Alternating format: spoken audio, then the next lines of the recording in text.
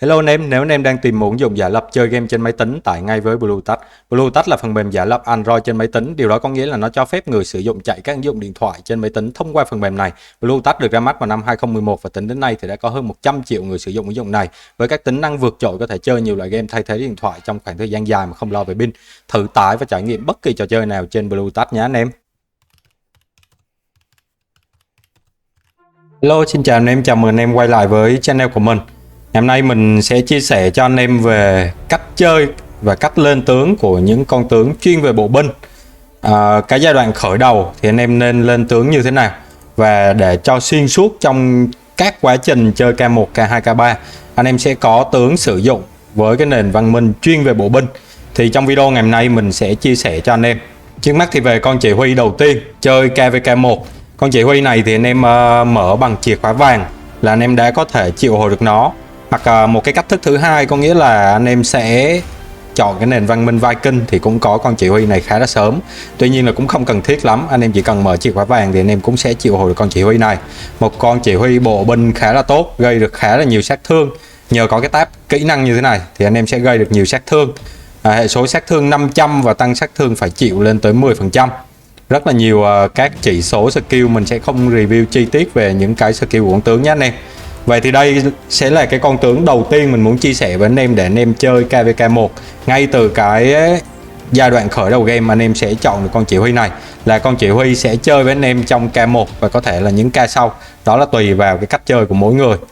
Tiếp đến một con chỉ huy thứ hai mình muốn chia sẻ với anh em, nó chính là Tôn Tử. Thì ở đây anh em đã có con chỉ huy thứ hai là con Tôn Tử, với cái bộ kỹ năng là sát thương đam diện rộng, AOE gây được nhiều sát thương, cộng thêm nữa là việc hồi nộ cũng như là thủ nhà các thứ, thì anh em sẽ có một con chỉ huy thủ nhà đánh on field khá là tốt, đam sát thương diện rộng khá là cao. Vậy thì bây giờ anh em đã có một cặp bộ binh chuyên về bộ tím để anh em có thể chơi, và rất dễ để mát được những cái bộ skill của hai con chỉ huy này khá là dễ dàng luôn. Và Tôn Tử thì anh em cũng có thể là chọn nền văn minh Trung Quốc thì anh em cũng có thể có được Tôn Tử đầu tiên, hoặc một cách nữa là anh em mở bằng chìa khóa vàng cũng có thể triệu hồi được con chỉ huy này. Vậy thì trong K1 anh em có thể chơi được một cặp tím như thế này, Bio và Tôn Tử, Bio chính và Tôn Tử phụ, như trên màn hình anh em đã thấy mình đã sắp xếp trước cho anh em rồi. Và con chỉ huy thứ ba nó chính là con Richard đệ nhất. Thì ở con Richard này thì anh em có thể triệu hồi nó thông qua cái sự kiện vòng quay may mắn, nó sẽ rơi vào khoảng trên dưới 300 ngày ở server mới thì anh em sẽ có vòng quay con chỉ huy này. Anh em chỉ cần quay đủ 10 tượng, sau đó triệu hồi tướng và nâng cái bộ kỹ năng của con RC này lên 5111 là anh em đã có thể chơi được rồi. Và anh em cũng có thể kẹp nó Tôn Tử với RC. Nếu như anh em không muốn chơi cặp Bio Tôn Tử thì anh em cũng có thể chơi với Tôn Tử và RC, cũng khá là tốt ở cái giai đoạn đầu KVK1. Không cần phải nâng nhiều kỹ năng cho nó nhé anh em chỉ cần nâng cái bộ skill lên 5111 là anh em đã có thể chơi được rồi. Vậy là ở đây thì kết thúc KVK1 anh em sẽ có hai cặp để anh em lựa chọn khá là tốt chuyên về bộ binh. Thứ nhất là Bio và Tôn Tử, thứ hai là Tôn Tử và RC. Anh em có thể bỏ luôn con tướng tím Bio và anh em có thể chơi luôn Tôn Tử và RC cũng được, với khả năng là gây sát thương nhiều, trụ đường tốt nhờ cái bộ skill hồi máu skill 1 của con RC như thế này. Anh em sẽ hồi máu rất là tốt và trụ đường rất là lâu. Đồng thời là Tôn Tử thì có cái bộ kỹ năng hồi nộ cũng như là sát thương đam AOE sẽ giúp cho anh em chơi KVK1 khá là tốt ở trong cái giai đoạn đầu game nhé. Rồi tiếp đến thì mình sẽ sang cái KVK thứ hai. Ở KVK thứ hai thì anh em sẽ gặp được cái vòng quay của con tướng, nó chính là Alexander Đại Đế. Thì ở cái con chỉ huy này được đánh giá là khá là tốt, nhưng mà theo cái quan điểm cá nhân mình là tốt ở cái những cái thời điểm trước thôi. Về sau thì Alex có vẻ là không được gây được nhiều sát thương lắm, theo quan điểm của mình vậy. Nhưng Alex vẫn là một con chỉ huy khá là tốt để anh em chơi K2 và K3. Và ở những cái KVK về sau thì anh em có thể mix cho đi phụ với những con chỉ huy khác, thực sự rất là tốt luôn. Vậy thì không có gì mà đáng tiếc khi mà anh em bỏ tượng để mắt con Alex ở trong cái giai đoạn KVK2 này. Bởi vì từ KVK1 thì anh em đã có tượng rồi, anh em đã dành tượng rồi, thì mình nghĩ là anh em cũng có được một số các bộ skill của Alex tương đối, ví dụ như là 5551 anh em cũng có thể chơi được Alex rồi. Vậy thì ở sang KVK2 anh em sẽ chơi Alex với cái vai trò là tướng chính. Và tiếp đến thì con chỉ huy phụ sẽ là con chỉ huy nào? Con chỉ huy phụ mình muốn đề xuất với anh em nó chính là con Tôn Tử, một con chỉ huy mà anh em đã có sẵn từ KVK1 rồi. Đây, nó chính là Tôn Tử như thế này. Thì rất là đơn giản, anh em đã có được một cặp tướng để chơi. Thứ nhất là Alex, thứ hai là Tôn Tử. Anh em đã có một cặp chuyên bộ để chơi rồi. Vừa có sát thương cũng khá là cao, vừa có sát thương AOE nhờ Tôn Tử. Và đồng thời con chỉ huy Alex cũng là một con chỉ huy khá là linh động và di chuyển rất là tốt ở trên chiến trường Oldfield. Vậy thì ở đây anh em đã có một cặp tướng bộ chơi KVK2, nó chính là Alex và Tôn Tử. Và nếu không thích thì anh em cũng có thể có một cái lựa chọn tiếp theo để trụ đường khá là trâu và cũng khá là khỏe với con RC. Thì ở con RC ở KVK thứ hai anh em cũng có thể đánh Alex RC. Thì anh em có thể nâng lên RC lên 5511, hai cái skill đầu lên 5 nhằm tăng cường cái khả năng chịu đòn của con RC này lên cho con Alex. Alex tướng chính, RC phụ nhé anh em. Anh em xem màn hình là anh em sẽ thấy Alex chính và RC phụ như mình đã để chi tiết cho anh em theo dõi rồi.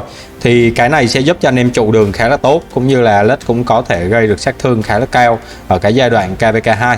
Và một con chỉ huy tiếp theo nữa, nếu như anh em có thể kẹp cùng, nếu như anh em không đánh RC thì anh em cũng có thể phối hợp nó với con CM như thế này. Một con chỉ huy được đánh giá khá là tốt ở xuyên suốt tất cả các KVK, nó chính là Charles Martel.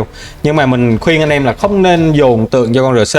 Và nếu như có dồn tượng, anh em cũng chỉ dồn tượng đến cái bộ skill là 5511, hai cái skill đầu lên level 5 là đã ok rồi. Anh em có thể kẹp với Alex để anh em đánh. Anh em cũng có thể mix CM với lại Tôn Tử để anh em chơi cũng được, Alex với Tôn Tử cũng được. Và nếu như anh em build Alex rồi thì anh em có thể đánh Alex Tôn Tử, Alex CM, tùy theo cái tình huống, tùy theo trường hợp để anh em có thể kết hợp tướng để anh em đánh sao cho nó phù hợp và hợp lý nhé anh em. Thì ở đây thì con CM này anh em sẽ có cái bộ skill là 5511 và mình mong muốn anh em là không nên dồn tượng cho con CM. Và nếu có dồn tượng anh em cũng chỉ dồn lên tới 5511 là anh em dừng lại nhé.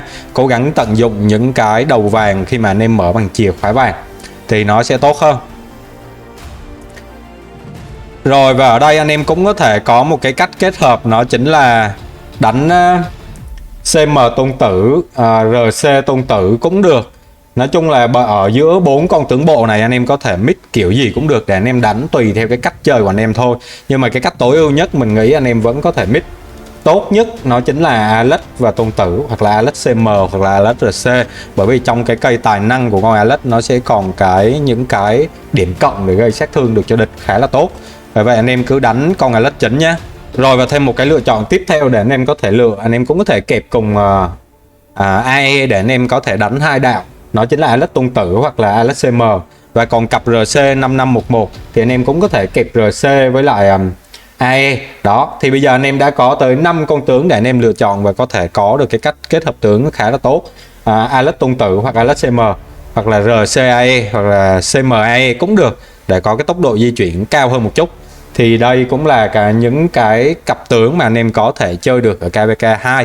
Đối với những anh em chơi chuyên về bộ binh thì anh em có thể build cái cách lên tướng như thế này cũng khá là tốt. Và ở KVK thứ 3 thì cũng chỉ có chừng lấy tướng để anh em đánh thôi. Thì anh em vẫn có thể dùng được những cái cặp tướng ở những KVK thứ 2 để anh em chơi Alex Tôn Tử, CM, RCAE.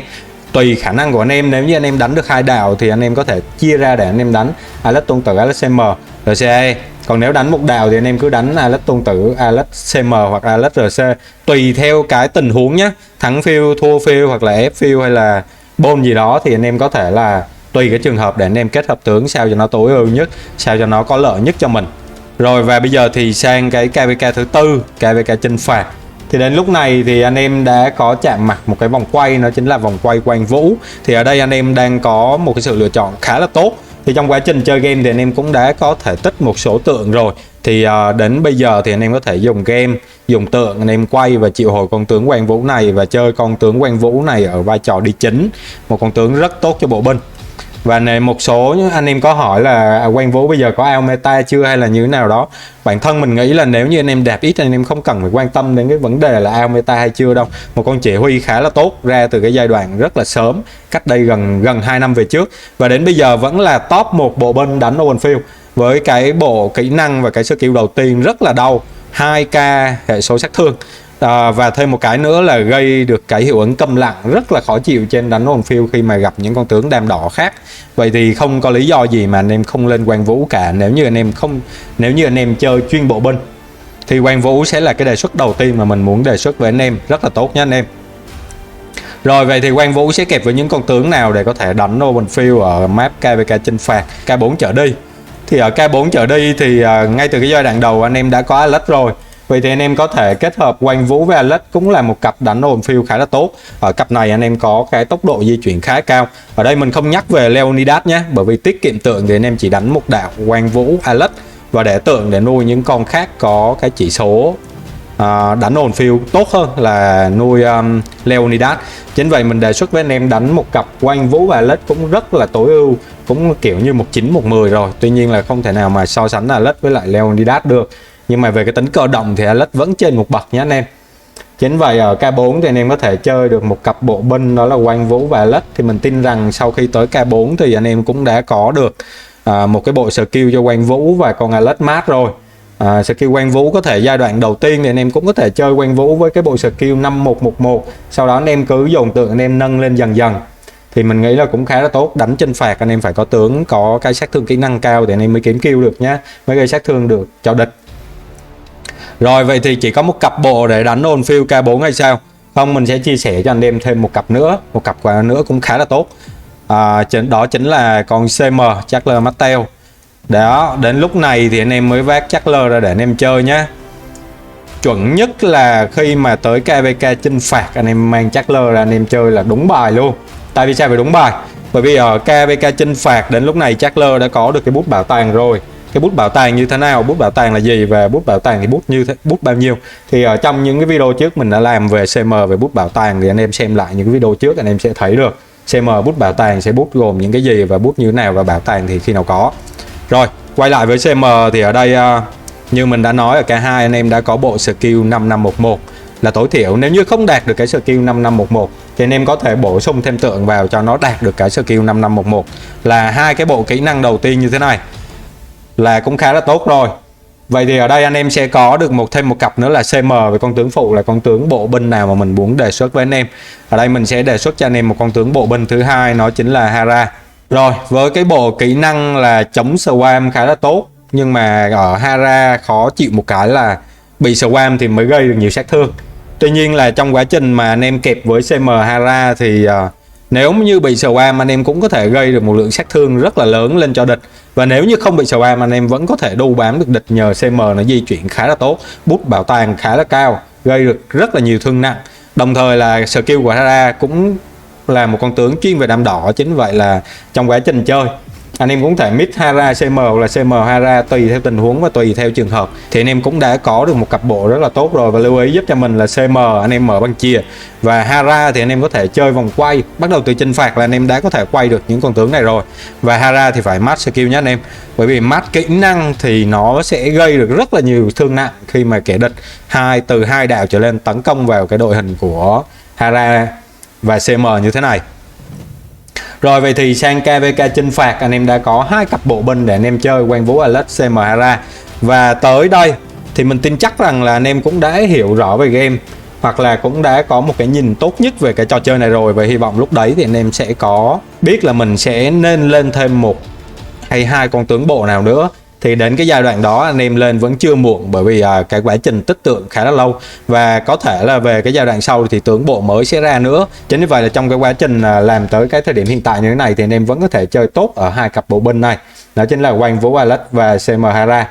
Ok, như vậy là trong video ngày hôm nay mình cũng đã chia sẻ một chút để cho anh em có cái cách xây dựng tướng, kết hợp tướng, và từ những con tướng K1, K2, K3 cho tới K4 anh em đều có thể kết nối nó được với nhau, tiết kiệm tượng, tiết kiệm sắt, tiết kiệm đèn ánh sao để anh em có thể dồn cho những con chỉ huy mà mình đã xác định trước là mình sẽ lên con đó. Thì chắc chắn là khi mà tới cái thời điểm anh em có được con chỉ huy đó, triệu hồi được con chỉ huy đó, anh em sẽ có được một số các bộ skill kỹ năng khá là cao chứ không phải chỉ là 5111. Ok, như vậy là video clip đến đây cũng hết rồi. Nếu như anh em thấy hay nhấn cho mình xin một like, ủng hộ cho mình một đăng ký kênh. Cảm ơn anh em đã xem video.